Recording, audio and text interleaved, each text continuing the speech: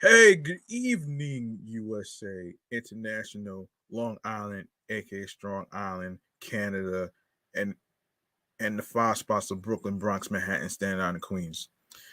This is your man G Money Stacks, aka the Gregonator, YouTuber, host with the most misunderstood, lonely nomad, unstoppable, independent podcaster, and of course, Ricky podcaster, and Queens, New York native of Lawton, Queens, New York.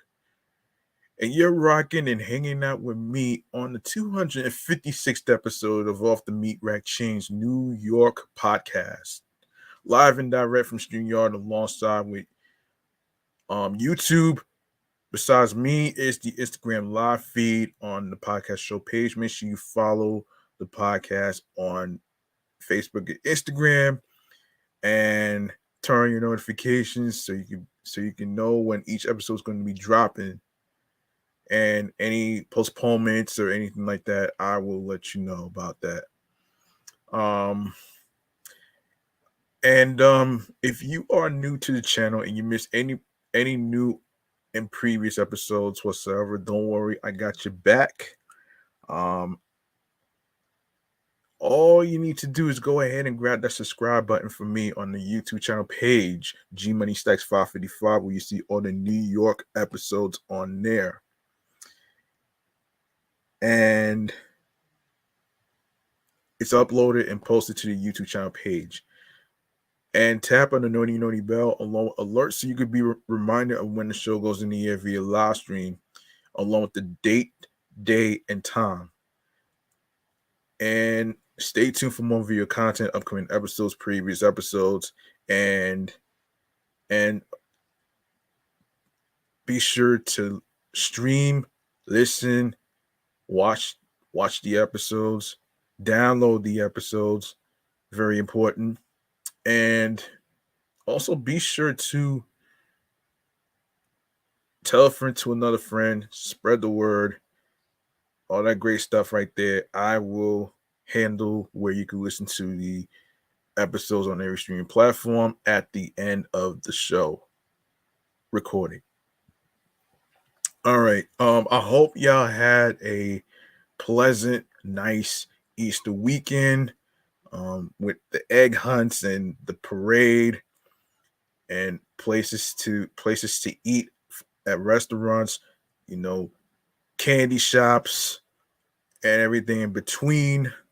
Hope y'all have fun and all that great stuff. I'm actually glad I actually had a chance to um, provide y'all with some places to do for the weekend. So that's pretty much what I do right here.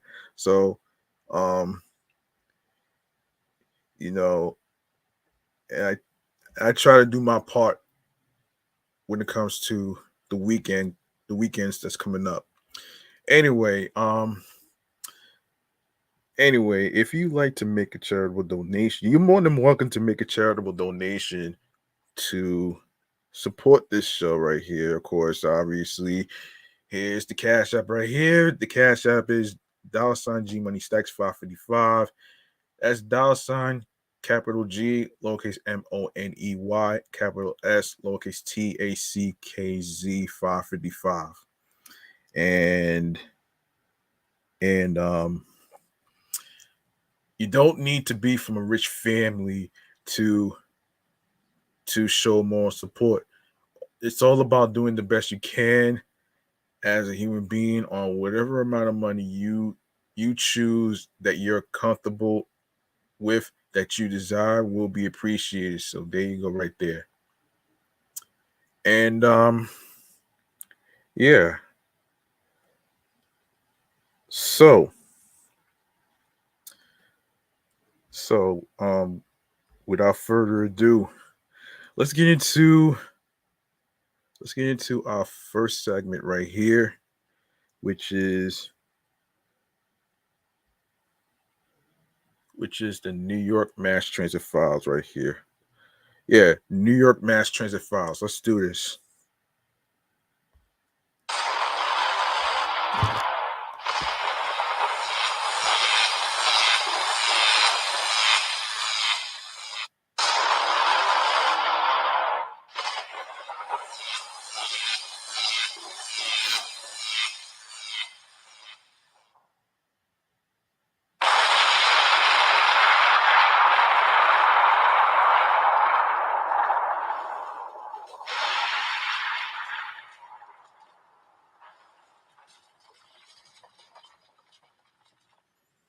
Okay.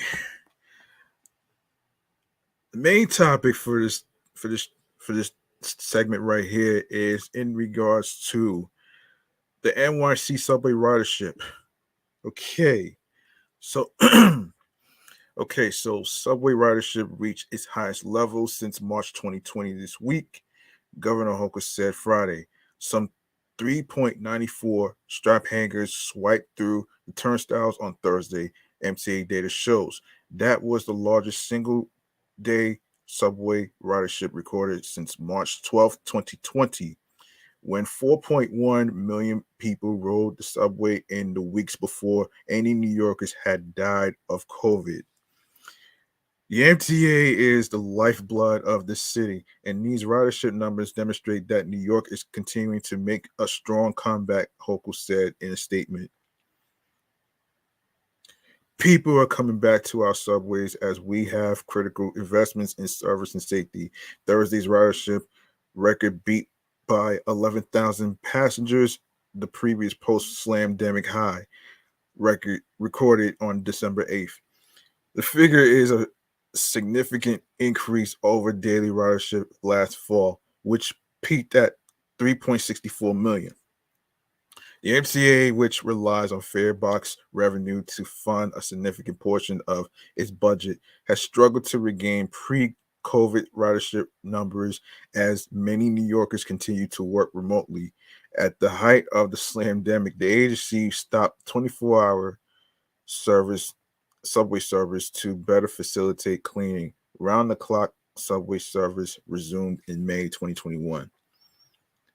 The Charlotte Hornets season is officially in the books. In the latest episode, the QC Hornets Nest, we put a bow on the season and offer insight into wait a second. This is crazy. Why am I even reading this? Yeah. Anyway, I don't know why I'm reading this part. Okay, so all right, let's go on to the next one. Yes, so here we go. State of the subway. Here we go. The NYPD chief of transit exclusively spoke with AM New York Metro regarding the state of police in the subway during a ride along from Brooklyn to Manhattan. On March 13th, AM New York Metro joined Chief of Transit Michael Kemper and fellow transit officers as they rode a Manhattan bound C train and patrolled the stations, during which the chief spoke about the overall state of the subway, pushing through the turnstile at J Street and Willowby, Willowby Street. Kemper greeted patrol officers stationed above and on the platform, an element of the department's ongoing effort to curb crime underground. Overall subway index crime for the year to date as of March 1st is down by 19.4% so far this year, from 391 to 315 compared to the first 2 months last year, something both the mayor and police commissioner are heralding as a major victory. Still, Chief Kemper acknowledges that more work needs to be done and he is striving to do it. Hang on a second. Let me see who came in. Shout outs to official underscore D underscore rel. Thank you for joining this live stream. Okay, so let's see. Where is I? Yes. Major victory. Yes. So still Chief Kemper acknowledges that more. Yeah, I reread that part. It's going well. It's an investment, a big investment that started in late October, and the investment is all about safety. Kemper said of both the decline in crime and the patrol officers who have been flooded into the transit system. The cops that are patrolling the subway system, they are doing phenomenal work. Phenomenal work. Yeah. Yeah, so they are very, very, very long hours. They are working very hard, but the fruits of their labor is paying off and crime has been decreasing. For Kemper, a big part of the battle is visibility and making certain officers are in the right place at the right time. The chief of transit believes one of these places is positioned near turnstiles, something that he says is not so much for enforcement, but instead hopes to offer strap hangers a sense of reassurance by being the first and last thing they see when entering and exiting the subway. With numerous reports stating that the NYPD is struggling to keep its ranks bolstered with new officers. AM New York Metro pressed Kemper on if he is also wrestling with numbers on the ground as well. Um, let's see. However, he assured that the blue wave flooding the subway system remains undammed. Undammed. Not sure what that means, but let me see who came into the chat. Let's see.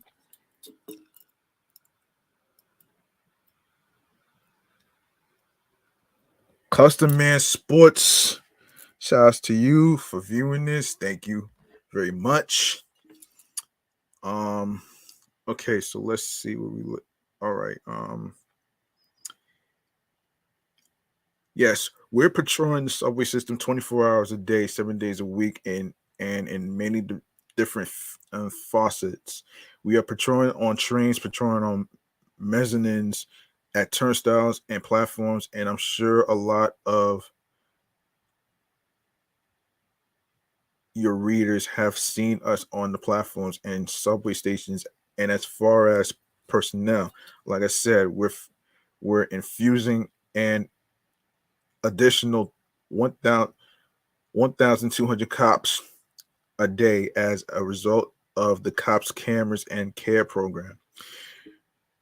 During the ride along, AM New York Metro observed Kemper also greet passengers, with some riders requesting help from the chief, not due to crime, but instead with directions and lost property. One commuter asked for aid after he said he fell asleep riding a C train and lost his scooter.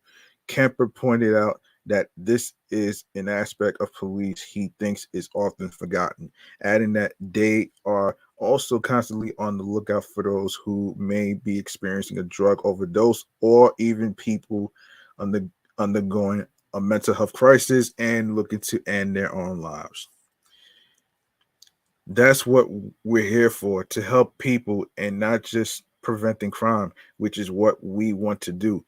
That's our ultimate goal, to reduce crime and prevent crime, but just really to help people in whatever fashion they need help. Camper said there's so much more from helping people, whether they are suffering an overdose and reviving them, to jumping on the train tracks to save people who fall. um In addition to crime, the transit system is also seeing the rise in a disturbing trend: train surfing. Reinforced by peer pressure through social media, teens are climbing atop train carriages and riding on the outside. Several tragic deaths have also occurred over the last several months as a result.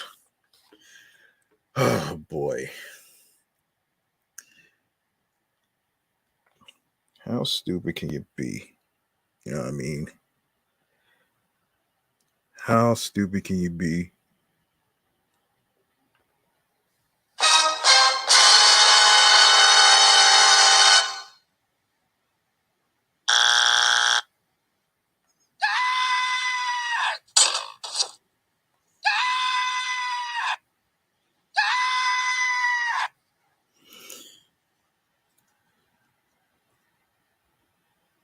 Okay.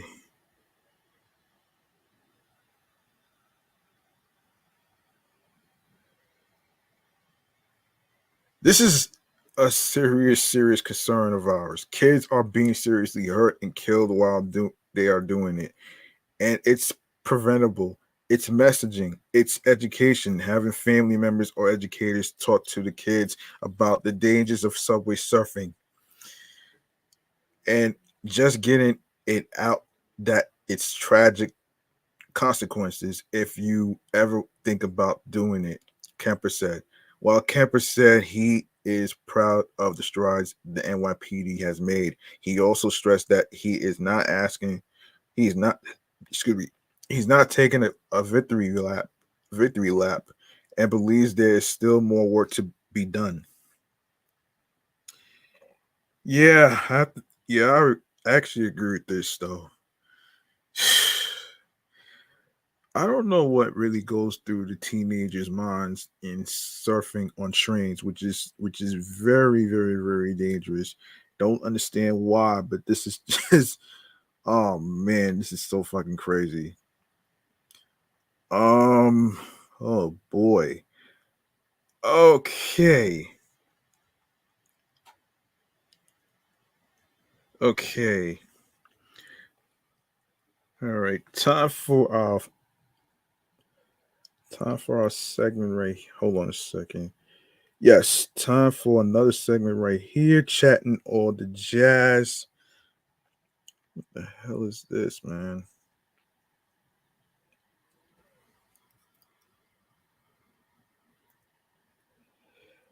Hold on a second, folks.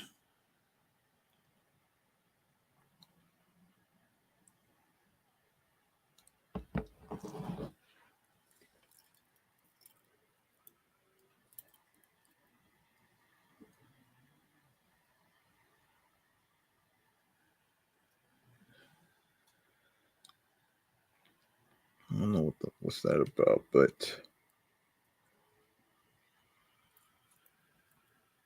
the hell is this?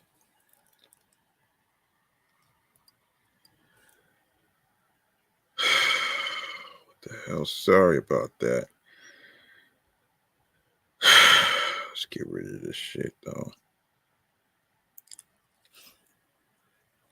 Um,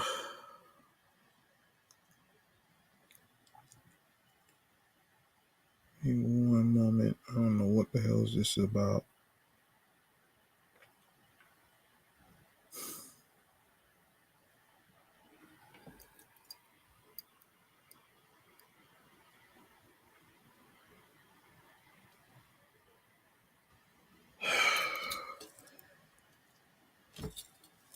One moment.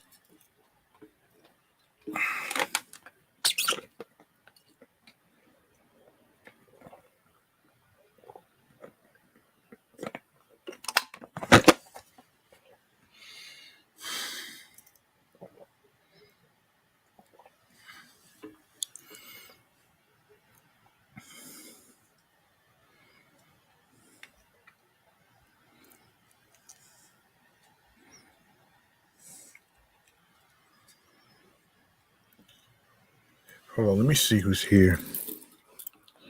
Shouts to Sensibly Cynical, Sean, the host of Sensibly Cynical podcast. Make sure you follow Sensibly Cynical Pod on Instagram and of course Spotify and wherever you get your podcast. Make sure you follow Sensibly Cynical Podcast on Spotify and everywhere else, including Instagram.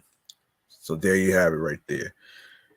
Yes, as I was saying before I got interrupted with the pop up, time for chatting all the jazz.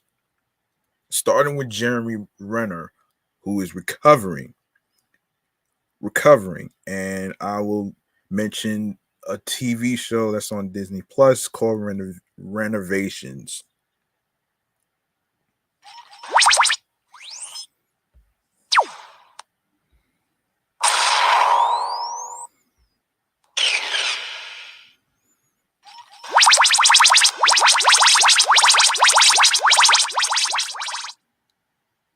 All right, so let's get into Jeremy Renner. Actually, glad that he's doing better though. Of course, and this is from the New York Post. Photos of Jeremy Renner's gruesome snowplow accident have been revealed for the first time on Good Morning America in a preview for his first on-screen interview since the January incident. Renner, age 52, gets emotional speaking to ABC News anchor Diane Sawyer about the near fatal accident. The Hawkeye actor told Sawyer, age 77, that he refuses to be haunted by the memory of the incident, which occurred outside his residence in Nevada and left him critically injured.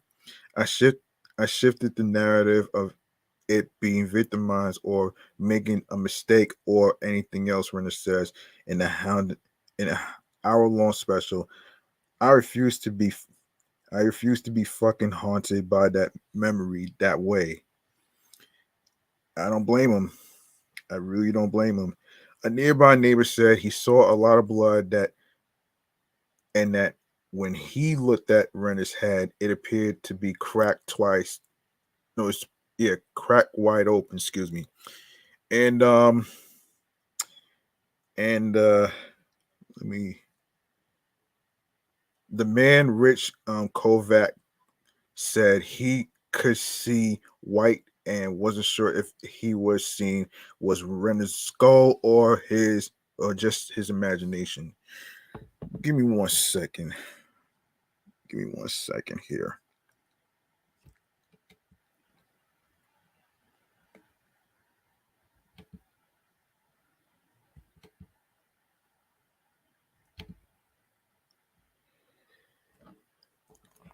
Okay. Members of Renner's family, including his nephew Alexander Fries, who sa- whom he saved from the plow, will also be featured in the special. Though his act of bravery left him hospitalized, Renner wouldn't change what he did. I'd do it again, Renner said confidently, because it was going right at my nephew. Um, let's see. The actor also revealed in the interview that he was writing his last words to his family while in the hospital. I'm writing down notes on my phone, last words to my family, he shared, holding back tears. Renner was hospitalized after experiencing a weather-related accident while plowing snow and suffering extensive injuries, which previously was talked about, breaking over 30 bones in Lake Tahoe on New Year's Day. Um, he was airlifted to a hospital near Reno, Nevada, after a neighbor who happened to be a doctor applied a tourniquet to his leg to stop the bleeding. Renner was later transferred to the intensive care unit after surgeries following the incident. He came home from the hospital in January and has been recovering since. Jeremy Renner, the Diane Sawyer interview, story of terror, survival, and triumph. It already aired. Actually, will air on ABC. Yeah, it already aired. It aired on ABC at 10 p.m. Eastern and will be available to stream later on Hulu and Disney Plus. Speaking of Disney Plus, speaking of Disney Plus of Jeremy Renner, he also has a TV show called Renovations. Hang on a second. Okay.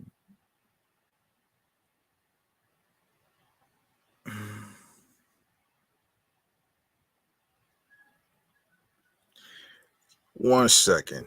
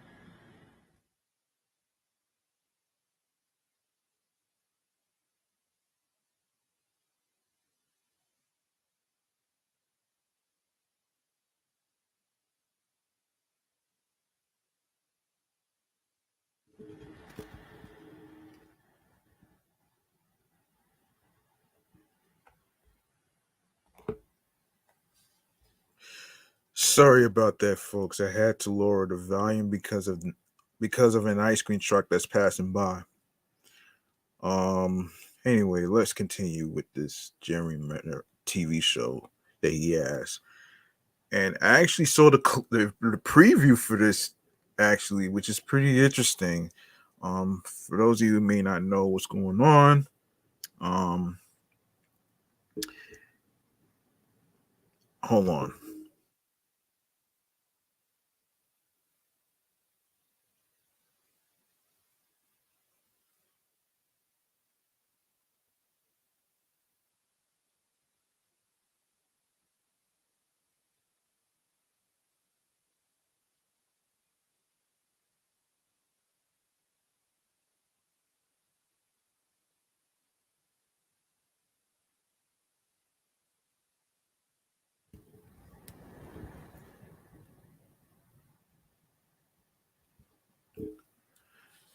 And this is according to Deadline. Jeremy Renner made his first red carpet appearance since the snowplow accident for the April 11th premiere of Renovations, the Disney Plus series, which premiered today, which is April 12th, follows the actor giving back to communities around the world as he renovates which I like, trucks and buses from his massive Nevada based fleet of buses, fire trucks, and tractor trailers into unique purpose filled vehicles. Reminds me of Pit My Ride a little bit, though. that's that's what that shit reminds me of, Pit My Ride. But this one's pretty clever though, man. But anyway, hundreds and hundreds of people attended the Westwood, California premiere, including Disney CEO Bob Iger and Disney Entertainment co-chairman Dana Walden. Before the premiere, the Hawkeye star walked the red carpet with a cane and chatted with reporters who were told to avoid questions about Renner's health. Okay, that's pretty stupid. You got to like one thing I want to say something about that too, man. I get the entertainment businesses and all that other stuff whatsoever. To be told not to ask about a person's well-being, that's just plain foul right there. Like that's very foul. Like why wouldn't you ask about a person's well-being? That's crazy. That's crazy. That's how you start. That's usually how you start the conversation. You know what I'm saying? But to be forbidden not to ask that's stupid, man. I'm sorry, but this is the stupidest thing that I ever heard in my life, man. I'm sorry.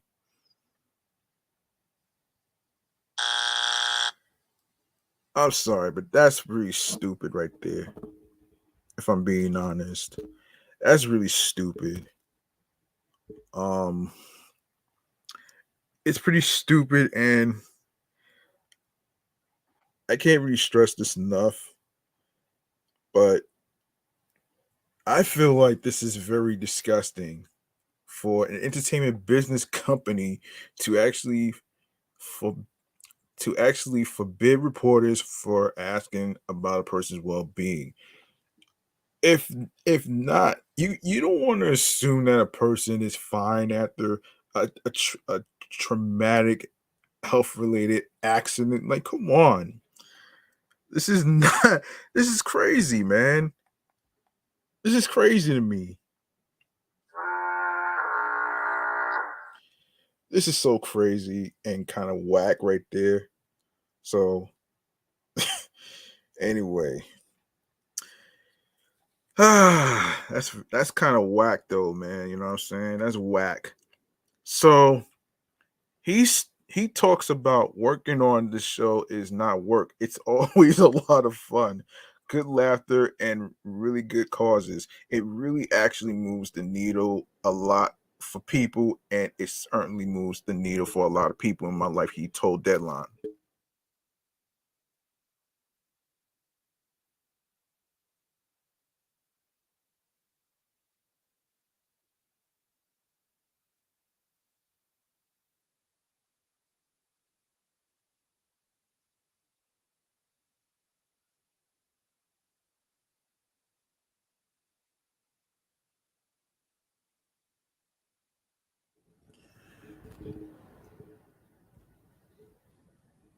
Let's see who came to the chat.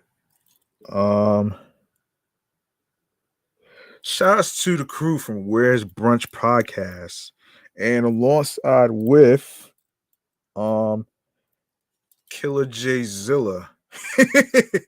Thank you for viewing this right now. Now, if you're on Instagram Live and you viewing this, don't hesitate to say hi and chime in on the topics that's being discussed in the Chatting on the Jazz segment and any other segments that I do. All right, it's free to comment on the topics. There's no price. Anyway, let's see. Let me see. Yes, so the actor said that working on renovations means the world to him as he works to give opportunities to kids so they can be inspired. The first episode follows Renner and his team as they create a mobile recording studio for a Chicago based kids program. Renner repurposed an all black tour bus, one of many oversized vehicles he had purchased and stored in two mammoth Reno parking lots. It's a wonderful blessing to be united in beliefs and thoughts and actionability with others, he told Deadline. To do things with kids and give them the opportunities. I've always been a big mouthpiece for the kids and they deserve the opportunities. I think it alleviates the issues that kids get in trouble with later in life. Kids need to be inspired and need the opportunities to be inspired. They don't always have the environment to have that, and it frustrates the hell out of me. Kids are the best dreamers on the planet. This is true. After the after the premiere, ABC's Jimmy Kimmel hosted a panel with Renner, and members of the cast. Renner received a standing ovation. Did something happen? Kimmel asked Renner in response. Later asked Renner if he had any plans to repurpose the 14,000-pound snowcat that ran over him on January 1st. It's a necessity on the property, Renner responded. Mom wants to light it on fire and have a big old party. The thing is amazing. I love this thing. I just have to learn how to drive it better. Renner has made great progress following the near death accident that occurred while he was trying to help his nephew after a heavy snowfall. More than 30 of Renner's bones were broken when his plow ran over him. While in the hospital, Renner apparently urged Disney Plus not to delay the premiere of Renovations. I feel like I'm half a jerk sometimes, Renner said during the panel, adding that he doesn't feel like he deserves all the positive attention.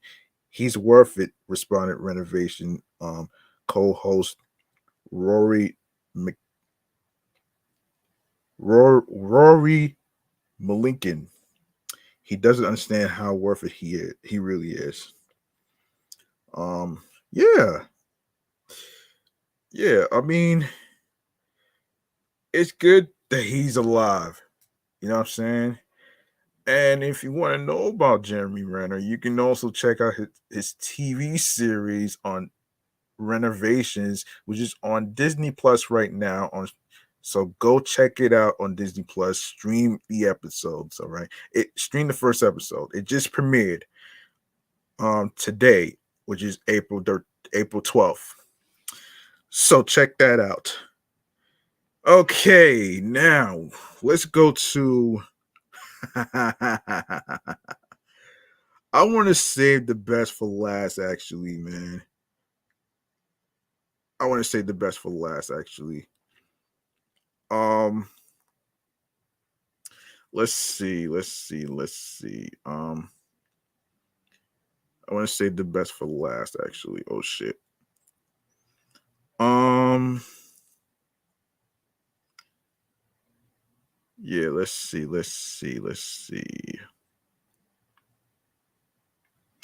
Yeah. So, um, So the name of this episode is Be Single, and this is basically Single Awareness Day.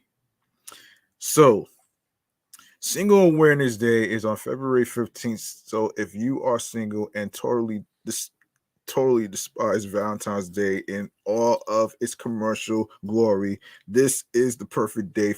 Um, hold on, the perfect holiday rather for you.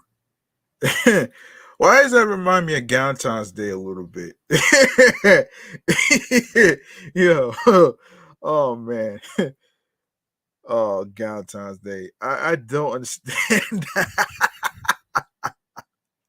I don't understand that day though, man. But anyway, originally Valentine's Day became a single awareness day, um, day for people without significant others. So they decided to revolt and take that acronym back.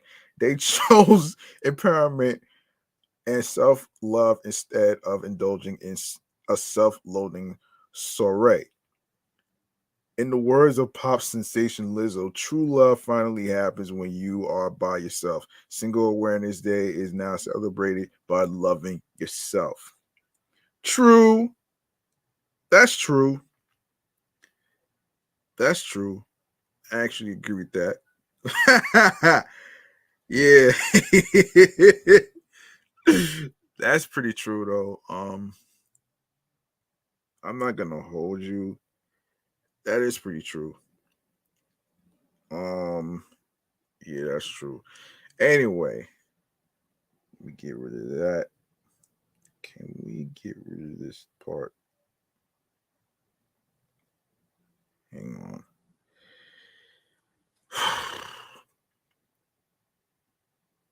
Anyway, um, so the history of Single Awareness Day, like all great movements, Single Awareness Day was created from feelings of isolation. Hang on a second. Let me just refresh this. Yes. So around 2001, Dustin Barnes decided to create a day for his group of friends to enjoy their singleness rather than drown in their sorrows. Oh, this group of high school boys not only chose February 15th as a protest of Valentine's Day, but also realized they could score candy and love themed items at a huge discount. What's better than chocolates and truffles? 50% of 50% off of chocolates and truffles, of course. Dustin carried the tradition from his high school on to Mississippi State University, where the holiday gained popularity. Why is this shit here, man?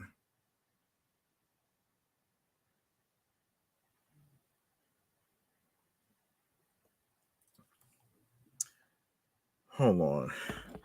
In the meantime, let me see who's in the chat here. And shouts to the guys from Pick Six with Nick and Noah podcast.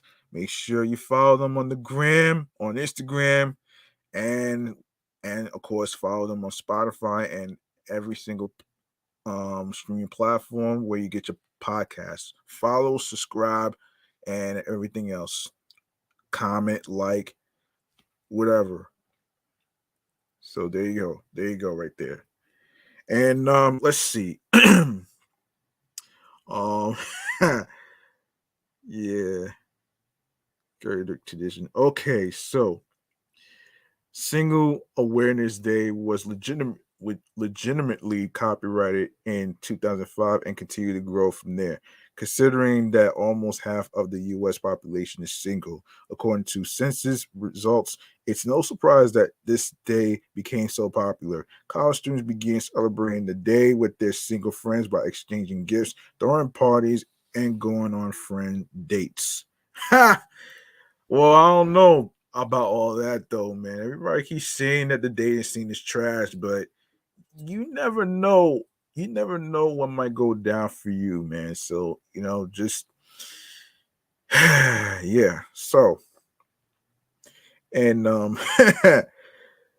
All right. So now adults of all ages celebrate the day as a reminder that you don't need a relationship to celebrate love. Yeah, of course. You can love yourself, your family, and your friends. There's no reason to feel lonely around Valentine's Day when love is all around you.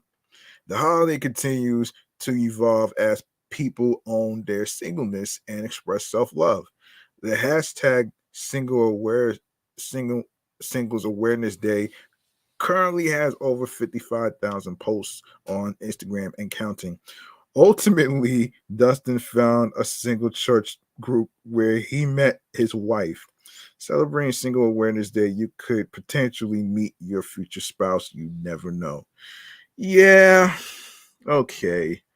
So that's pretty that's pretty that's pretty cool though. So yeah, timeline, yeah. 2005. Oh boy. Joseph Vincent created a music video for Single Awareness Day that reached over 2 million views. Wow. Social media statistics.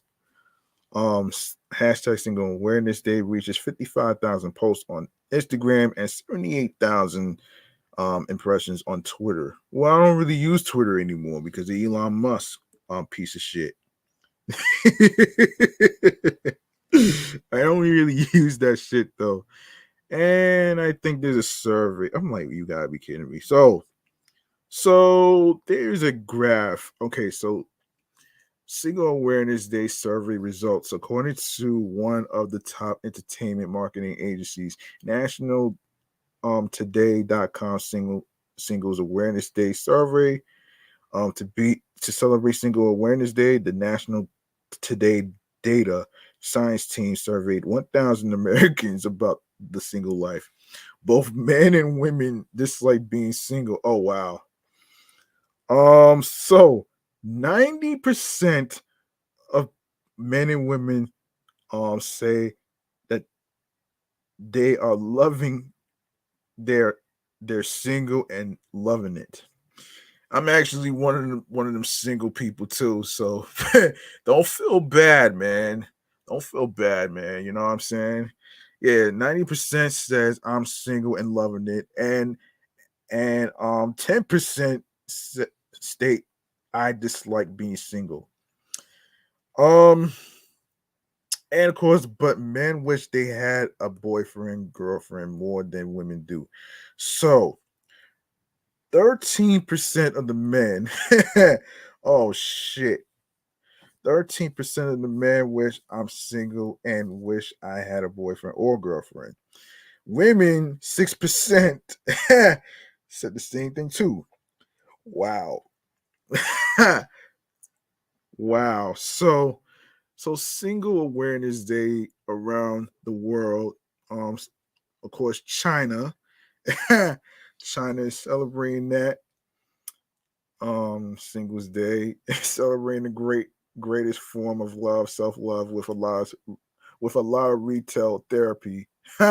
November 11th, shit. Korea, Black Day.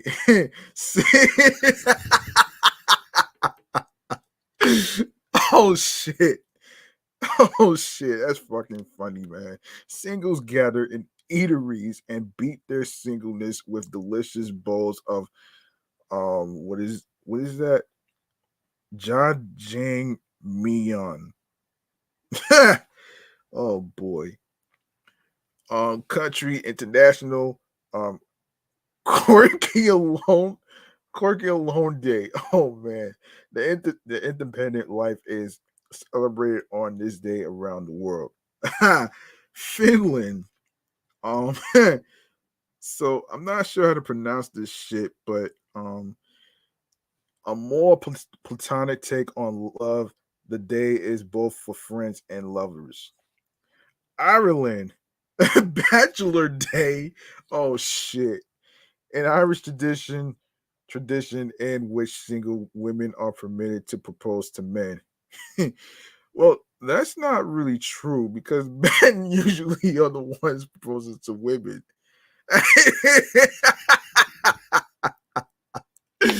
That's not even true, man. Oh man. Anyway, single awareness day traditions. The joy and freedom of being single are celebrated on Single Awareness Day. Single people head out partying with friends without having a partner to report back to. Love is given to the person most deserving of it by gifting themselves a present or even ordering a bouquet of flowers. How romantic! As the opposite shade to red, green is the color of the day. Although many people just wear black as an anti love statement. Yeah, I'm not really into the whole anti love thing. Nah. The single life comes with a lot of perks, but this day is also a way to let others know that you are available. So a lot of meetups at parties happen too. Well, not necessarily true though, man. You know what I'm saying? Not necessarily true. Some guys meet women at what is that? What is that? Well, not necessarily clubs per se, but you know, some men meet women at barbecues, whether it's birthday parties, celebrate like um let me see festivities, um college, high school. I mean, you just name it, man. You just name it though, man. You know what I'm saying? Um so I don't know, man, but I actually would agree on Single Awareness Day. And you know what, folks? It's okay to be single, man. Don't feel bad. I'm one of them too. And shit, man, ain't nothing wrong with me being single anyway, man. It, you know, for me, for me, as for me being single all my life, I wanted to actually get to know myself.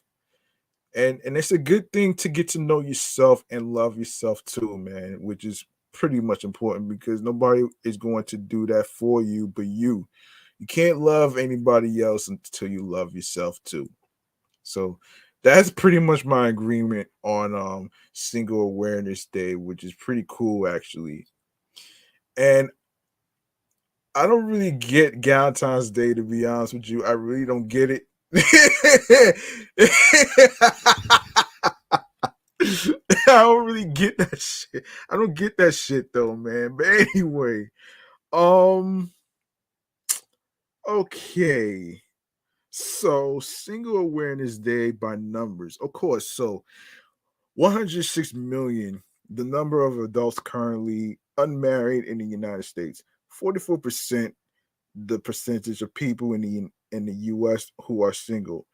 Another thing about being single is that you don't gotta worry about being divorced. That's a good thing. That's a good thing. Oh shit. Anyway, oh my gosh, man. 13 million the number of singles rather, excuse me, living with relatives who are unmarried. 10% the percentage of adults who claim they will never marry. Yeah, I'm one of them too. 15 million people, the number of older adults are living alone. $26,444 the average cost for of a wedding in the United States, which is pretty pricey, and that's pretty expensive too, man. I actually agree with this shit though, man.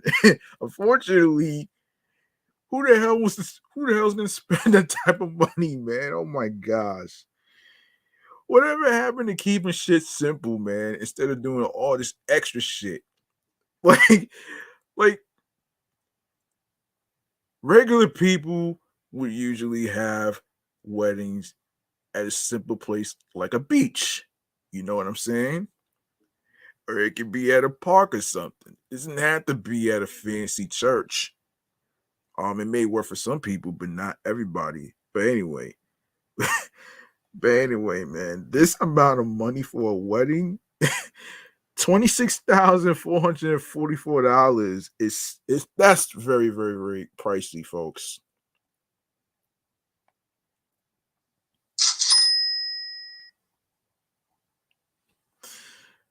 62% of rented homes taken by singles. 9.1% the percentage of households run by single parents. Ooh. All right.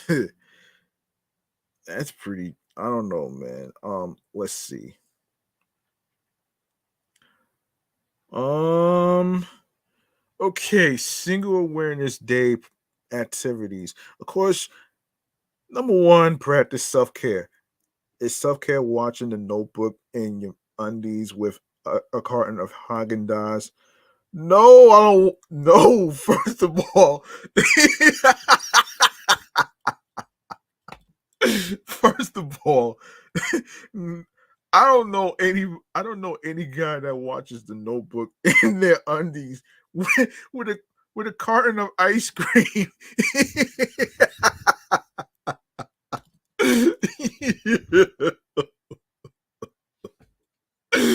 Wow. Wow. Is it a spa day, shopping spree, or solo dinner? Whatever self care looks like for you, do it. The world is your oyster. Oh shit. Oh man.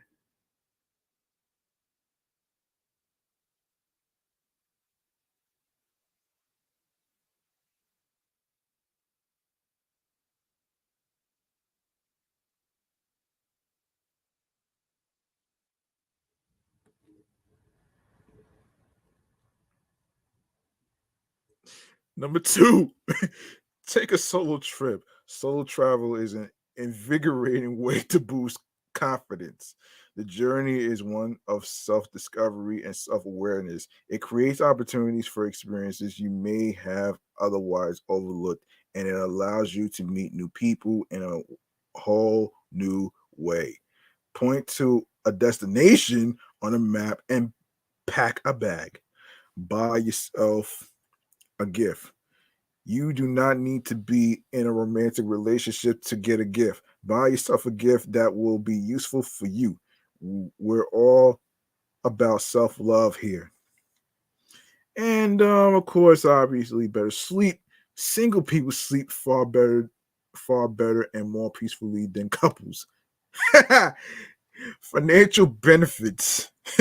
Single people do not have to worry about their finances and expenditure compared to couples.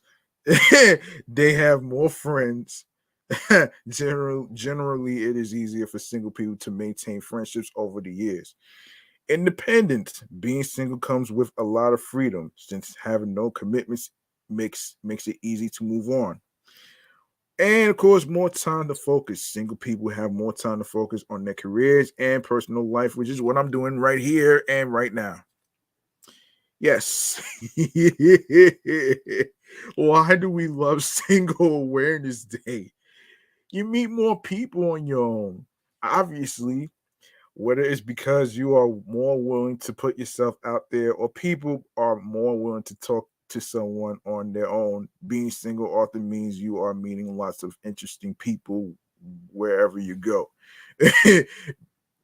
it promote and it promotes self-love and care. Self-love is important for everyone, single or not. A single person may not have a partner to show them love, so single people should love themselves. We love to appreciate that. You have complete freedom. What do you want to eat tonight? Where would you like to vacation? It is okay to splurge on those jeans you've been eyeing.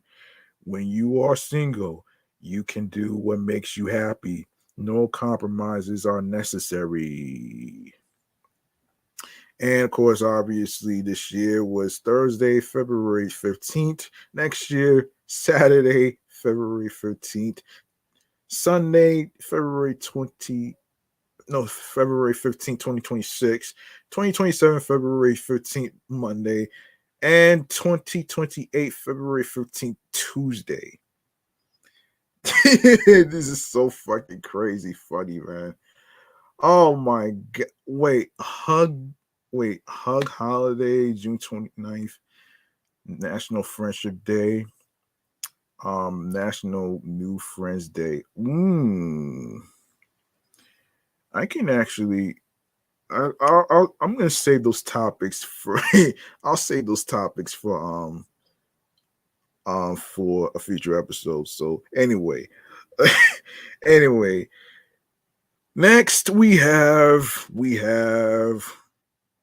okay, so we have Absol. So Absol is gearing up to hit the road this summer, announcing that he'll be touring North America as part of his the Intelligent Movement Tour. On Wednesday, April 5th, the TDE rapper took to Instagram with a graphic promoting the upcoming tour, reviewing that the track will include stops in Detroit, Los Angeles, Atlanta, and New York. Kicking off in Toronto, Canada on June 2nd. The tour comes after Top Dog mentioned last month that Sulo would be hitting the road. He also revealed that Absol will be releasing a deluxe version of his current album, Herbert, and potentially dropping a new album. um, Last month, Absol paid homage to Snoop Dogg in the video for his new single, Gotta Rap. In the beginning of his of the music video, Sulo is seen rocking cornrows, dark shades, a bulletproof vest, and some marathon clothing apparel.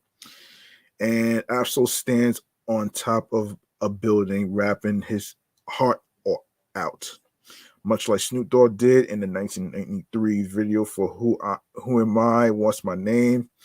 Um, Later on, he's seen spitting in an unknown Los Angeles neighborhood while the men around him partake in some of the hood's favorite pastimes.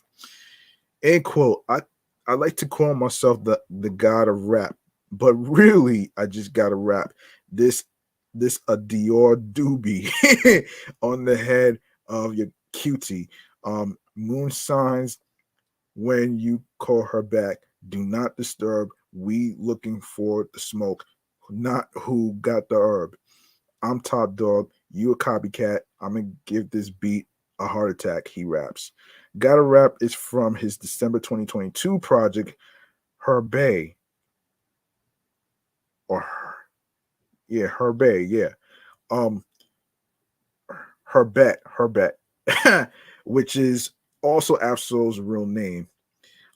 The follow up to his 2016 offering, Do What Thou Wilt, features guest appearances from Big Sean, Russ, Joey Badass, Janae Aiko, Sir, Punch, Zakari, Fresh, Ombre, Alameda, and Lance Skywalker.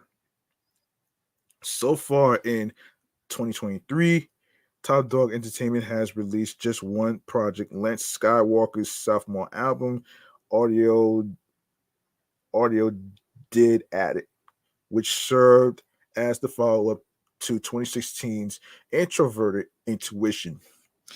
All right, so we got another. Hold on a second here. Hold on.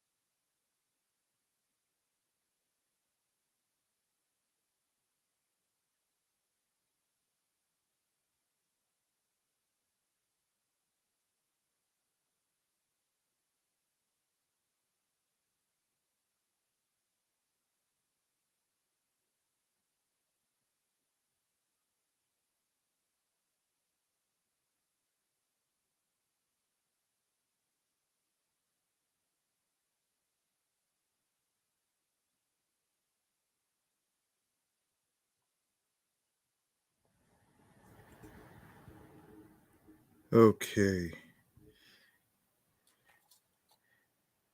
Hit Boy has thrown another shot at his newfound rival Hitmaker, aka Yung Berg. This time claiming he's not a producer and just an A&R. During his conversation with Homegrown Media, Hit Boy continued speaking on the simmering beef between the pair. They've been going at it for a couple of weeks, throwing shots at each other. And now the Grammy Award winning producer is coming at the former rapper's skills on the board. Excuse me.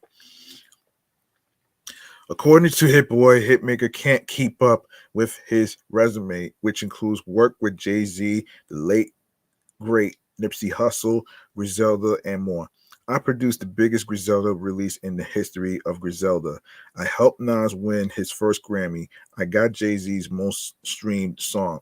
I produced Nipsey's biggest song, like niggas be trying to disrespect, Hit Boy said. The conversation is over. He don't make beats, bro. Let's just start there. I'm really handcrafting new styles, coming with different bounces, different drum patterns, different types of ways of thinking about the music. And this man don't even make the beat, and he got the nerve to speak on me. That's like you really putting. That's like you really on pills. He's an A&R, bro. Oh wow. Wow. Oh man. Two grown ass men having a little ground beef, man. Do you really, oh my gosh, man. Really though? Really though?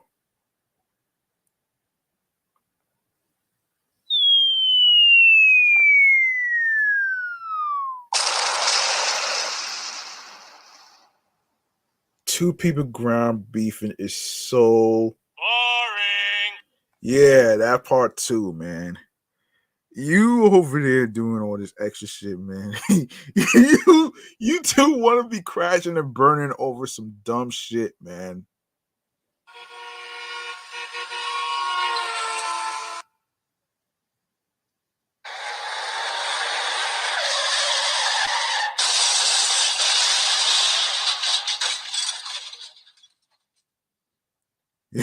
So yeah. Um Hitmaker stirred the pot a few weeks ago during an interview with Hot 97 when he claimed that he's a better producer than Hit Boy. The Grammy nominated Beatsmith said his peer barely gets any radio play and felt there was no one that could compete with him. Hit Boy took the shot and responded on his collaborative track with The Alchemist called Slipping into Darkness. On the track, the West Coast native name dropped hitmaker Metro Boomin and Southside. End quote. I'm usually homeboys with producers I get compared to, but on this one, I want to say I'm stretched out, extra leg room. I don't really know, dude. He seemed like a cool cat, but I never once heard Metro Boomin do boom bap. I've I never heard a Southside beat without an 808 in it. HB in drunk driver mode. I swerve in every lane with it. He raps over a soulful piano lace beat. He continues, I just seen Yung Berg spoke on the wave. I should do him like Trick and snatch hit out his name. I had decoded the game. I had the coldest of days. I'm like Bieber on his cruise. How you got no credits without co-producers? Oh wow. Wow. Wow.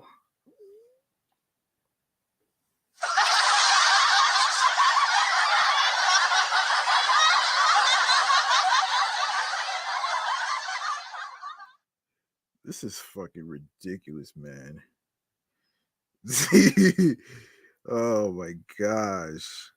Oh my god. Oh man. Oh man. Hitmaker recently spoke to Hip Hop DX and made it clear he's not interested in collaborating with Hit Boy and would rather take him on in the versus ring to settle their feud. Absolutely not, Hitmaker said when asked if he would ever collaborate with Hit Boy.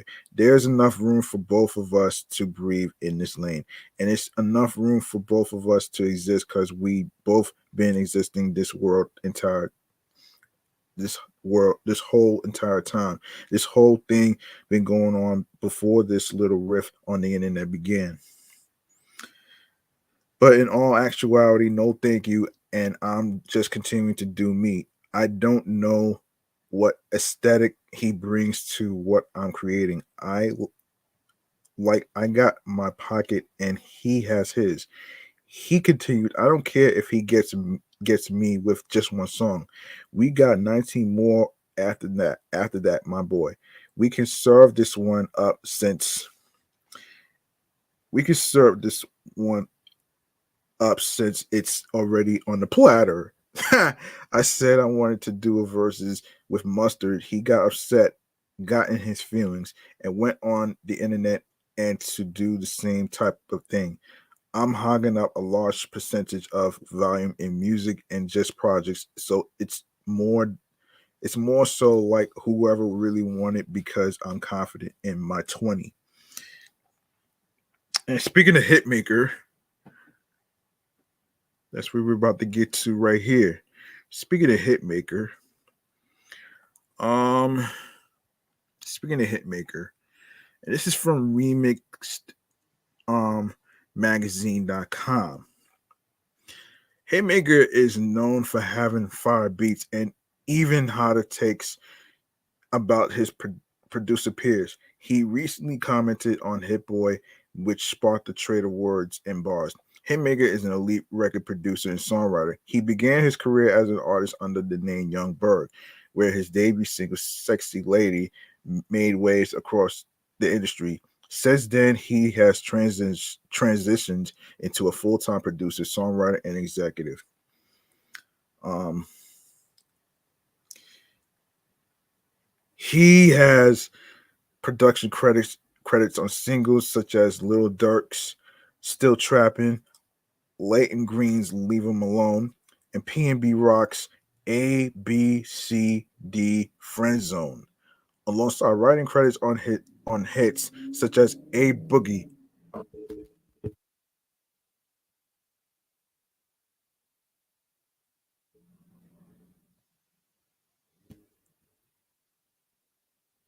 Yes, "A Boogie with the Hoodie, Star Tender, Chris Brown's Questions, and Big Sean's Bounce Back. Besides the astonishing catalog, the producer has been known to engage in banter with his producer peers. His current feud resides with Hit Boy, which started due to Hitmaker comments on Hot 97. The producer was a guest on Ebro in the morning and stated Hit Boy music isn't on the radio. Um, see, I'm on the radio. Hit Boy is not on the radio. I love Hit Boy. Hit Boy is a legend. He's a legendary producer. He's been doing it way longer than me. He's a great guy, but I'm gonna keep it a bean though. If you play the soundtrack to your life for the last 4 or 5 years on radio, I know it's got to be frustrating with him because our names are so similar, my brother. But Hitmaker, nah. Shout out to Hit Boy. We love him, and and I'm not even gonna really get into all. This is crazy. This is just crazy, man. So, so adding more fuel to the diss track, he mentioned other producers, Mustard and Southside. Hitmaker responded with a comment on Hip Hop DX's Instagram post stating, "All I said was he ain't making radio mainstream shit, and he dissed us on a beat that won't never touch mainstream or radio. Solidified my statement." He also jokingly compared the record to Kendrick Lamar's prolific feature on Big Sean's Control, where he called out the entirety of hip hop. Hitmaker is no stranger to calling out producers. Back in 2021, Hitmaker and Mustard traded blows based on who would in a verses. Hitmaker was on the Joe Budden podcast and boldly stated he could beat Mustard. The two producers ended up engaging in trading tweets and flexing accomplishments. I saw somewhere in regards to Hitmaker addressing how people are saying that he is not hip hop. What's that about? What's that about, man? Hold on a second here. Let me see who's in the chat, man. Yeah, shouts to the Detroit Red, the Detroit _ Red. For those of you who may not know who she is, the Detroit Red.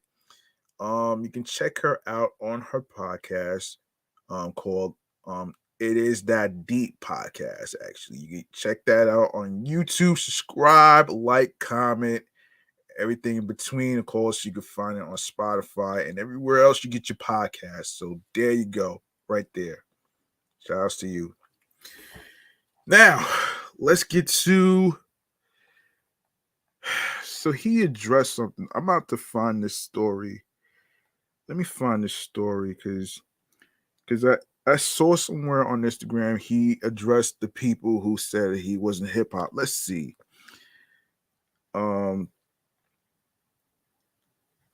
He addressed people who said he's not hip hop. Like, what is that about, man? That's crazy. Where did that even come from? Where does this shit even come from? This is crazy. Oh, man. Yeah. That's crazy, though, man. This is crazy. That's crazy. Oh boy. Obviously, I can't really find. Wait a second.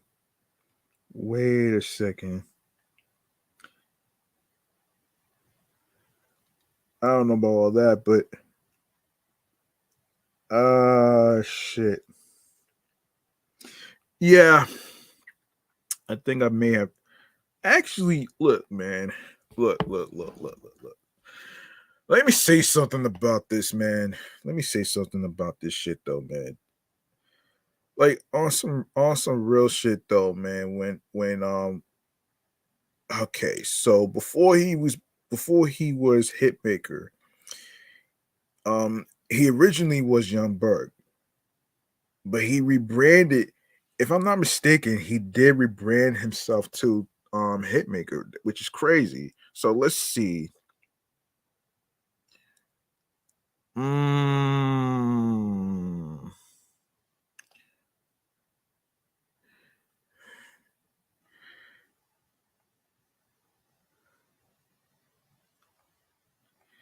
And rebrand himself. Let's see.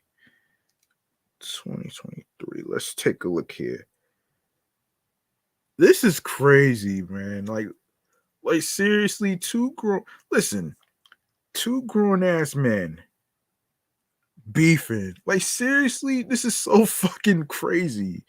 Like there's more room to hang on a second here.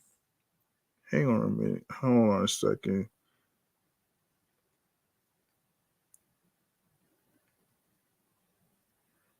Well, let's see. I don't know.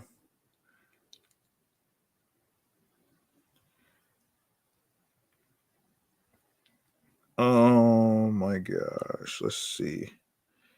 This is crazy, man. Anyway, look. When he came out, when Young Berg came out years ago, I feel like he's part of hip hop, man. You know what I'm saying? He is part of hip hop. Hit Boy, on the other hand, he has a longevity than Hitmaker as a producer. Yes, but he's a legend too. But like he said, there's more room for every producer. You know what I'm saying? Like, why do you have to, like, seriously? Why do you have to fucking Why do you have to have this ground beef over some petty shit, man? This is petty. I'm sorry, but this is so fucking petty to me. You know what I'm saying? Whenever I hear two grown people ground beefing with each other, it just screams fucking petty. Like, get your shit together, man. Like, for real though, man. Get your shit together, man. Yeah, I got too much to live for, man, to be beefing like this, man. Like, seriously, it's fucking ridiculous, man. Like, chill out, man. Chill the fuck out. That's all I gotta say. Um, let's see. I have to let me see what else we have to talk about. Oh, so Jid. All right, so recently, according to Hip Hop DX, Jid has reflected on the state of rap and believes lyricism in hip hop isn't as much of a priority anymore, and that going viral has taken over the game. In a sit down with the Throwing Fits podcast, the Dreamville rapper said there's a lot of fast food right now in hip hop, and and spoke on how little people actually care about substance. I got a weird theory about how music is right now. Jed began. In the blog era, with those superstars like Drake, they came up in the blog era, and they came up in a time where you ain't see anybody rapping like that. It was a first time thing. Now there's so much of fast food and microwave. Oh shit. He continued, everything is really quick, so it's not really like rap. People don't really care about it as much. Yeah, he's right. Even as it's grown in popularity, it's moving super fast, and I don't think people really care about. I think it's more about being viral or being the first to get. I don't know. I got a weird theory about it. And while Jid clearly treasures good lyricism in rap, he recently admitted that performing his recent lyrically dense project, The Forever Story, has become an arduous task, and that he can't wait for this album cycle to be over. In an interview with People, the her reflected on the continued success of his third LP, which dropped last August. While Just said he appreciated the album earning him comparisons to some of rap's greatest MCs, he admitted that he's ready to move on to his next project and have a little more fun in the booth.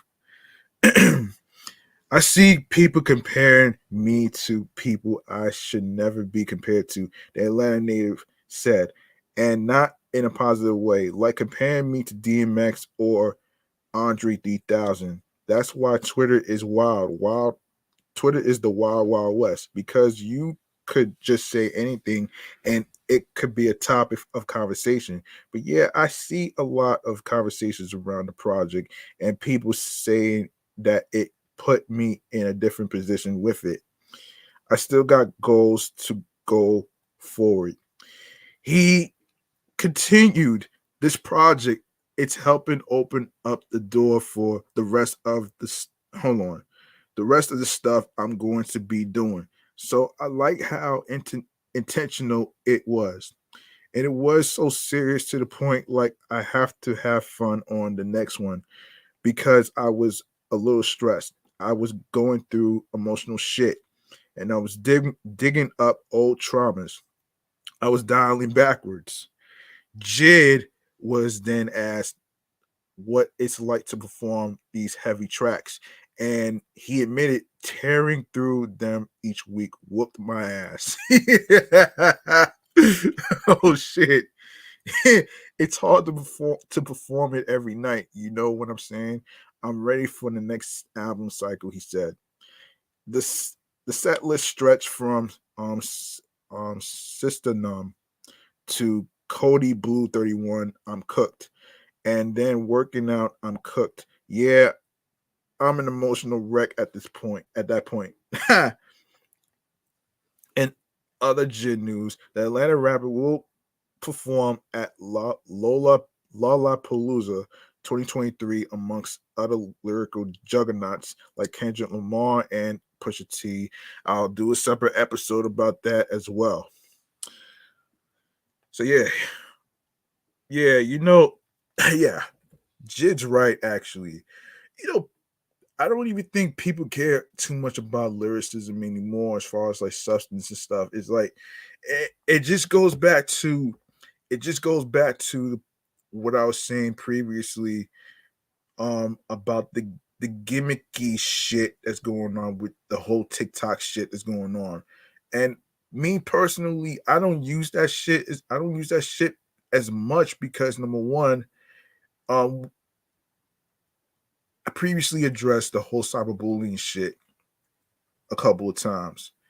And it's not only happening on the gram, it's also happening on, you know, it's also happening on TikTok too, which is crazy to me, man. You know what I'm saying? It's very crazy to me. And I am gonna actually touch on the topic in a future episode in regards to the CEO of TikTok being grilled like a grilled cheeseburger with buns on the fucking side. All right. I'm gonna talk about that. Don't worry. I'm gonna talk about that shit too, man. I'm gonna talk about that shit. Don't worry about that. I'm actually gonna touch base on that shit though. Um, yeah. So let's see. Let's see. Let's see. Let me make sure I cover the bases. I want to make sure I cover. Let me see. Let me see. Let me see. Um, Lil Xan. Um, oh boy. Okay, Lil Xan. Yeah, Lil Xan actually. Yeah, Lil Xan. Lil Xan. Okay. Okay, here we go. All right. So next subject is Lil Xan. Not sure who he is, but um get to it in a sec. Okay. So Lil Xan has revealed that he was charged more than $200,000 for a feature from a Playboy Cardi doppelganger and warned his fans to be aware of thieving copycats in rap. Oh my gosh. Thieving copycats. That's crazy, man. That's really crazy and fucked up in a way though. If you really think about it though. Um yeah, that's crazy and fucked up though, man. But I don't know.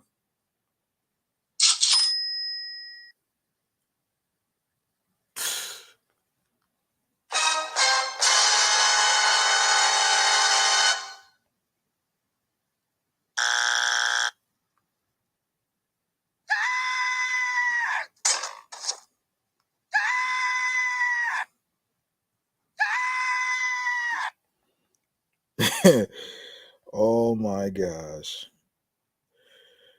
Boy, that's crazy. If you know you're getting scammed by a copycat or whatever out of your hard-earned money, right? Don't Yo, seriously, if you know that the situation ain't right, Don't give away your 200 grand on that shit though, man. Really. That right there, that right there is just fucking crazy. Oh no! Why the hell would you give away $200,000? Damn, son. Damn.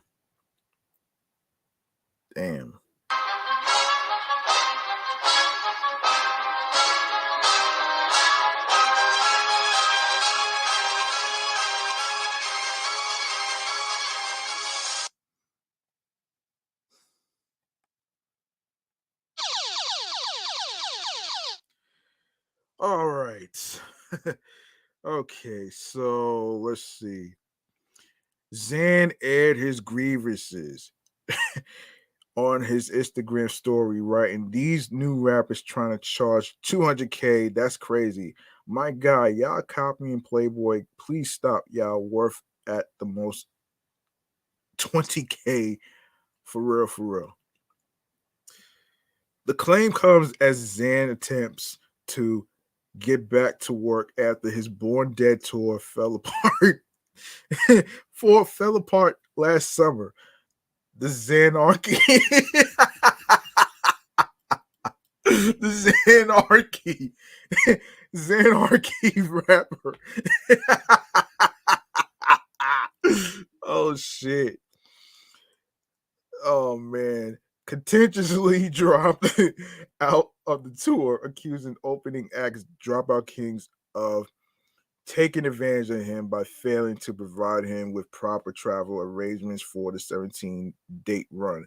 The Dropout Kings told Hip Hop DX Xan's claims had no merit and that he left them high and dry on the tour's opening date. The narrative Lil Xan is spinning simply isn't true. Dropout Kings tell DX he dropped off of the tour at the last second and tried to place the blame on our team instead of holding himself accountable. We don't share management with Lil Xan, so no idea why he brought our management into this. How could our management take advantage of him when they don't represent him? In what world is the supporting act supposed to handle travel accommodations for the headlining act? We spent a lot of time and money preparing for this tour, and for him to blame us is wild. He even hit us up a week before the tour saying he was excited to meet us on tour. Lil Xan further made his case and continued to insist the Dropout Kings were just using his name to help sell the tour.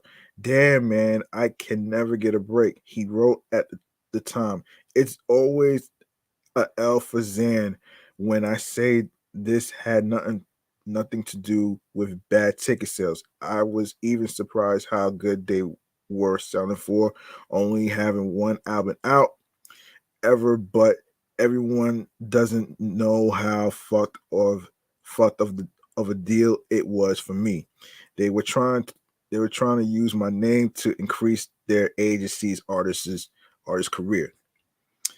I've been taken advantage of before and learned from my mistakes.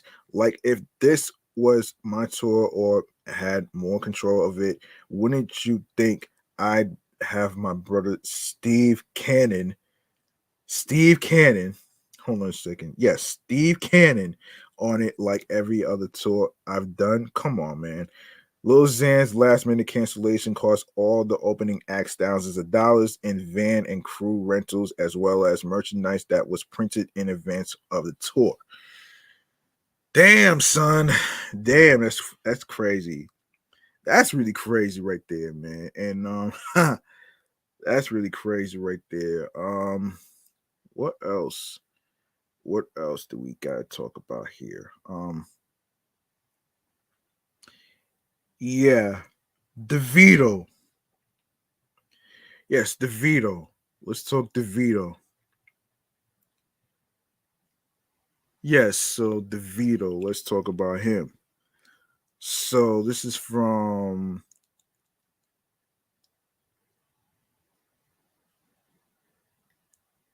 Yeah, anyway. This is from Anyim and YimbaFM.com. Okay, so on March 31st, 2023, Divido released his fourth album, Timeless. The highly anticipated album packs 17 songs crafted to satisfy the yearning of fans who were eager to get new music from the hitmaker. After his album release, Divido is marketing the album to fans across the world. He delivered the first public performance of the new album on April 2nd, 2023, which was last week at the Irving Plaza in New York. Divido has now taken his new album to Late Show with Stephen Colbert, where he performed two songs, Feel and Unavailable. DeVito's performance on The Late Show isn't the first appearance on the An American Primetime TV show, as he has previously performed at The Tonight Show. Since its release, Timeless has continued to shatter streaming records while setting up new ones. The album has set a new opening day streaming records on Apple Music, Spotify, Audio Mac, and Boom Play. Congratulations to DeVito, man. You know what I mean? Congratulations is in order, man. All right, so let's make some noise for DeVito.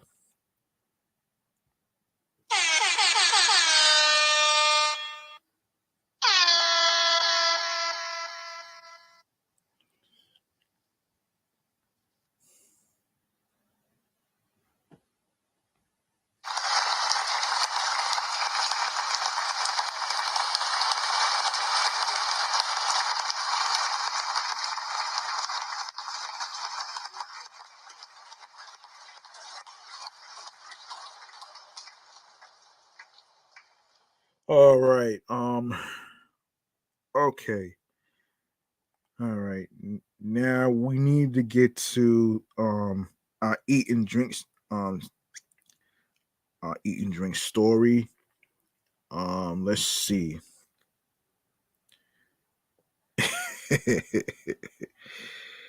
Eat and drink story, man. Let's go to uh, let's go to Munchies and Drinks. All right.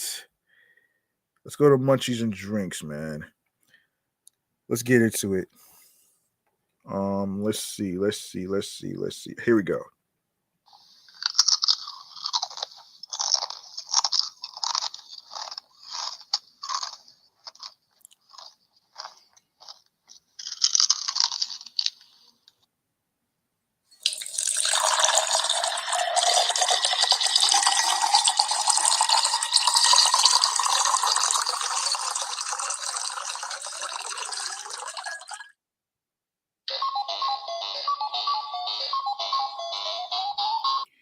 And this story has to do with a Barbie themed pop up restaurant, which is coming to Manhattan in spring, which we are in right now. So, let's get into it. So, amid the excitement around the upcoming Barbie film, bucket listers is teaming up with Mattel to bring in an immersive Barbie themed pop up to Manhattan. The Malibu Barbie Cafe is inviting all of New York City's Barbie fans to experience the iconic brand like they never have before. The family friendly pop up restaurant will officially open on May 17th. Bucket Listers is honored to bring the Malibu Barbie Cafe to life,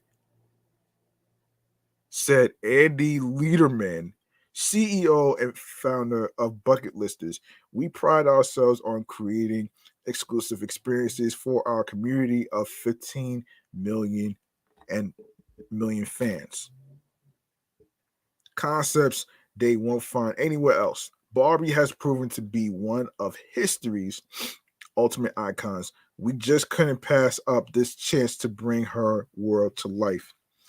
The Malibu Barbie Cafe is spearheaded by Derek Berry, VP of Experiences at Bucket Listers, who is the man behind past bucket listers, favorites Saved by the Max, Good Burger, and Peach Pit. The new cafe is inspired by 1970s Malibu, California, echoing when the Malibu Barbie doll made its debut in 1971. And those who come to the cafe will experience Barbie inspired dining with a fast casual menu created by Master Chef semi finalist Becky Brown.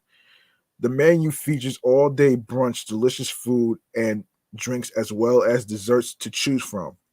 Every ticket includes a reserved seat and a guaranteed window of time to dine, plus a choice of entree and drink, of course, cocktail and mocktail. Not sure what the different. Well, actually, let me break down what the difference is. So, okay, the difference for all you people in the New York area or anywhere else where you're listening to this New York podcast platform, not being not knowing what the difference between cocktails and mocktails. Let me break this down for you folks out there, like a Pythagorean theorem here. All right. So, so the difference between cocktails and mocktails. Yeah, I'm educated. Don't you worry. I'm educated enough. So, the most talked about difference between a cocktail and a mocktail is that the latter does not contain alcohol. However, arguably the most important difference is that mocktails are generally not designed to stimulate the adult palate, whereas cocktails most certainly are. So let's see. So let's see cross sip drinks. Let's see the difference here.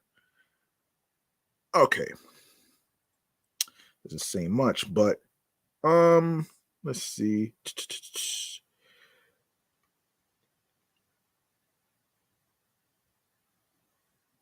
Ooh, okay.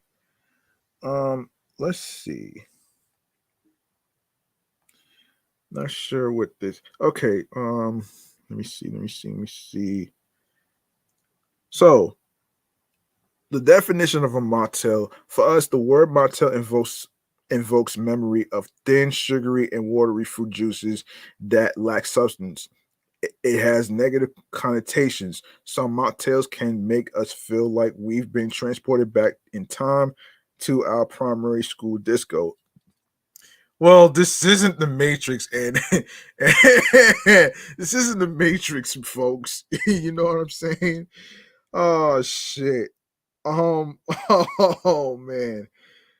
Oh my gosh. And of course, the definition of a cocktail is is a stimulating liquor composed of spirits of any kind, sugar, water, and bitters. Of course, this of course this sentence appeared in the Balance and Colombian Repository of 1806 and is the first known published definition of a cocktail. Note how it says spirit of any kind. We also think that stimulating is a key word here, since a cocktail is often considered a sophisticated drink for adults. In other words, cocktails should excite us and invigorate the senses. There you have it, the breakdown, the difference between cocktails and mocktails. There you have it. And let's continue where we left off here, man. Before I even got to uh before I got to the thing. Anyway, yes, here it is. Yes, so the pop-up will also feature exclusive merchandise and plenty of photo opportunities for fans to interact with. We are delighted to announce the opening of the Malibu Barbie Cafe, a truly unique dining experience that celebrates the Barbie brand and all she represents, said Julie Freeland, Senior Director of Location Based Entertainment at Mattel. At Mattel, we are always looking for exciting new ways to bring the Barbie experience to life. From the beach loving decor to the menu. Every detail has been thoughtfully designed to celebrate the iconic Barbie style. Of course, tickets will be available online through bucket listers starting on April 19th, and the exact location will be announced once tickets officially go on sale. Patrons can join the wait list now and be the first to be notified when tickets are available. Okay. Okay. Should I do one more? Should I do one more spot? Um Ooh. The famed Brooklyn Bakery. Yes. On April 1st, beloved Brooklyn Bakery, The Good Batch, opened its first location in Manhattan at Pier 57. The Good Batch was launched by pastry chef Anna Gordon and her husband Steve Hartong in 2010, and it quickly became a popular spot. 4 years later, the bakery opened its flagship brick and mortar location in Clinton Hill, Brooklyn, New York. For those of you that's not from New York, Clinton Hill is in Brooklyn, New York. Since then, the bakery has expanded into coffee shops, cafes, and grocery stores around the city, now officially planting roots in Manhattan. The bakery's Manhattan home is Hudson River Park's Pier 57, the new food hall from the James Beard Foundation. The food hall showcases the diverse culinary and cultural atmosphere of the city. Visitors of the new location will not only be met with the good batches of famous soft and chewy cookies, ice cream sandwiches, and layer cakes, but they will also get to try new menu items to celebrate the location's opening. Yum! Alongside the bakery's classics like chocolate chip, tahini chocolate chunk, brown butter salty. What? Wait a minute here. Wait a minute. Did I just see that? Wait a minute. Did I just see that you put salt on chocolate chip cookies? Wait a minute here. Wait a minute here. Wait a minute here. We gotta rewind this, man. We have to rewind this. I'm sorry, but we have to rewind this shit.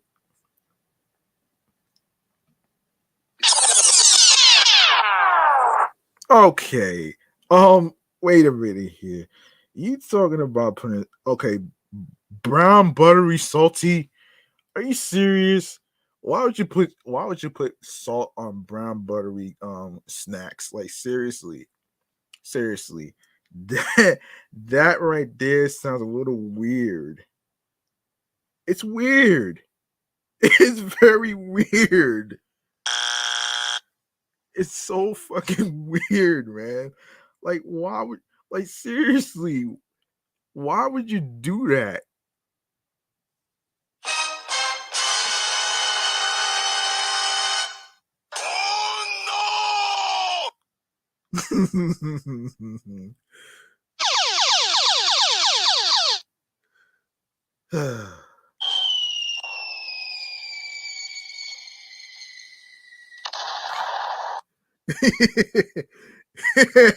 Anyway, oh man. Anyway, brown butter salty, biggie butter crunch,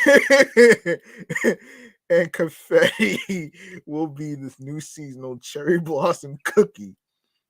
It is a brown butter shortbread sandwich cookie with a house made strawberry shizo jam filling topped with white chocolate and raspberry dusted coconut that raises a toast to springtime in New York City. See, we usually call it jelly. Now I don't know about this whole jam shit, but don't ask me what that is, man. I don't know what that shit is. Like seriously. Oh man. Oh, oh shit. Anyway, um, yeah. Also joining the cookie lineup are two vegan cookies, turmeric goldie and trail mix. Turmeric goldie is a soft baked no, excuse me, soft baked sugar cookie with turmeric, while trail mix is a loaded cookie with currants, chocolate chips, sunflower seeds, and oats. Rounding out the new menu additions is the tahini coffee caramel ice cream sandwich. It is two almond tahini macaron cookies with coffee ice cream swirled with sweet coffee caramel and crunchy espresso beans sandwich inside. Yes, I pronounce it caramel because of two A's. There's two A's in the word caramel. Come on.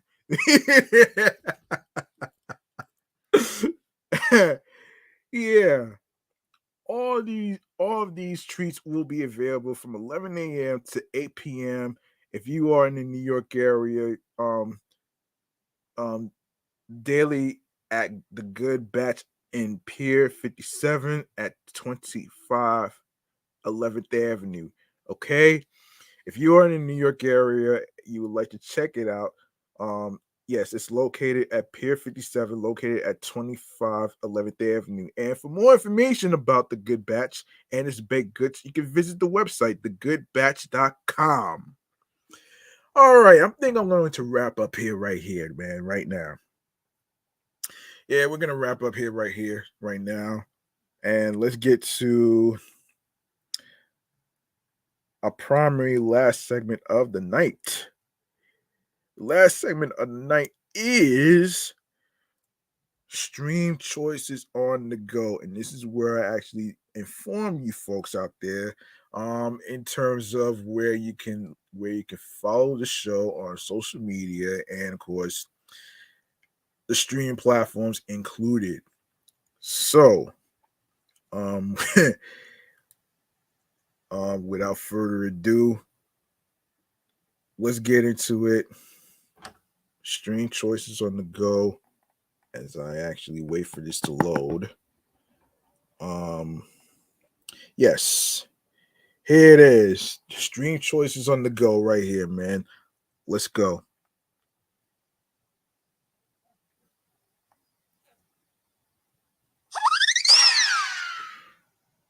All right. Y'all folks know what to do.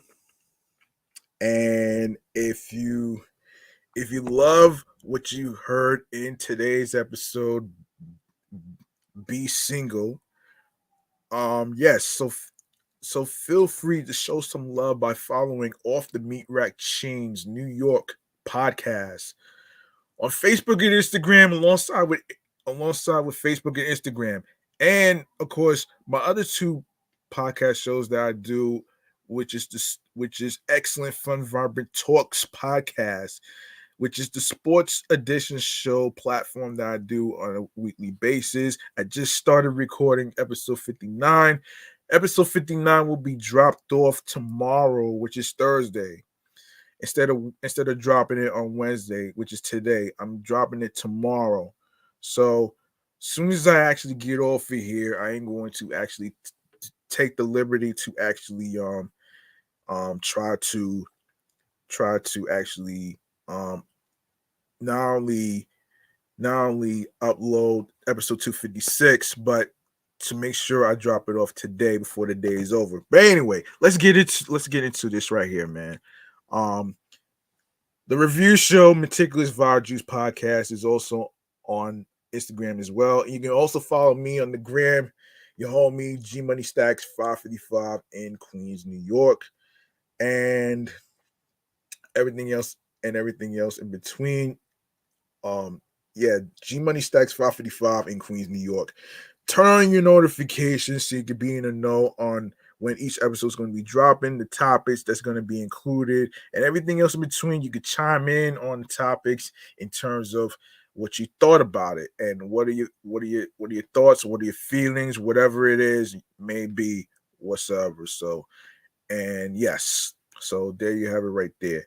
And if you go to the link in bio where it says linktree/G Money Stacks 555, you're gonna see a whole list of audio streaming platforms where you can listen to the episodes right here and all that great stuff right there. So, and starting with Audacity, Audible, Audioburst, Amazon Music, Breaker, Bullhorn, FM, Castbox FM, Deezer, Listen Notes, Moon FM Podcast, Player FM, Pocket Cast, Podbay, Podfriend, Podhound, Podo Polo, Podorama, Podcast Index, Podcast Addict, Podchaser, Podverse, Podcast Guru, Podvine, Spotify, Spotify for podcasters, aka Anchor, Stitcher, TuneIn Radio, Google Podcasts, Radio Public, iHeartRadio, the number one app for music, radio, and podcasts. You don't need a credit card or debit card to actually download iHeartRadio or any of the apps that I just mentioned right here. You can also make sure you follow my other podcast shows that's also on iHeartRadio right here, which is Excellent Fun Vibrant Talks podcast. Of course, the New York podcast platform right here, and of course, Meticulous Vibe Juice podcast review show also on there as well. And finally, last but not least, make sure you grab that subscribe button on the YouTube channel page, G Money Stacks 555, where you see the New York episodes uploaded and posted to the YouTube channel page. Click on the noti bell alongside with alerts so you can be reminded when the show goes in the air via live stream, along with the date and time of the podcast live stream recording. And leave a like and a comment along with the episodes. And be sure to stay tuned for more video content, upcoming episodes, previous episodes. Tell us your thoughts about the topics in today's episode and previous episodes that you listened to whatsoever. And of course, I may end up leaving a question for you folks out there that was listening in this episode description on streaming platforms. So pay attention. And of course, download the episodes. Listen, stream, watch the episodes. Stay tuned for more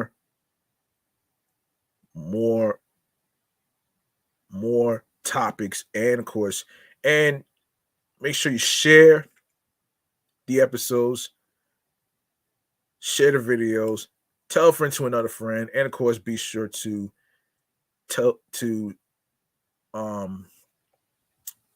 spread the word. Word of mouth is important.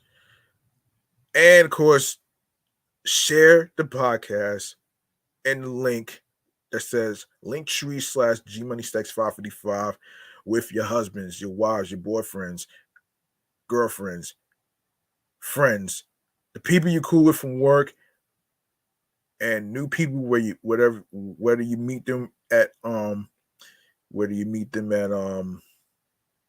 festivities,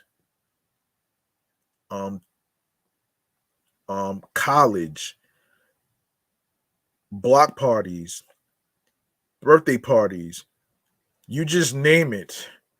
You know what I'm saying? It's always good to meet new people sometimes. That way you be able to embrace your singleness in terms of Single Awareness Day, man. And you don't have to feel bad to be single, you know what I'm saying? Don't feel bad about that. You're not the only person. I'm single myself, so I'm just saying right here, according to this episode right here. And yeah, that's gonna do it for me right here. I'm your man G Money Stacks, aka the Greginator. Thank you very much for listening to episode 256, titled Be Single, dedicated to Single Awareness Day. In case you didn't know about it, it started on February 15th. I did not even know about that shit too, man, which is crazy. Oh shit. Anyway, Anyway, remember the grind doesn't stop. Hard work pays off. New York wasn't built in a day. And if you want something, you have to earn it. You have to work hard and you have to earn it. So, also make sure you download the apps that I just mentioned. You can download these apps that I just mentioned onto your iPhones, your Android phones, iPads, Android tablets.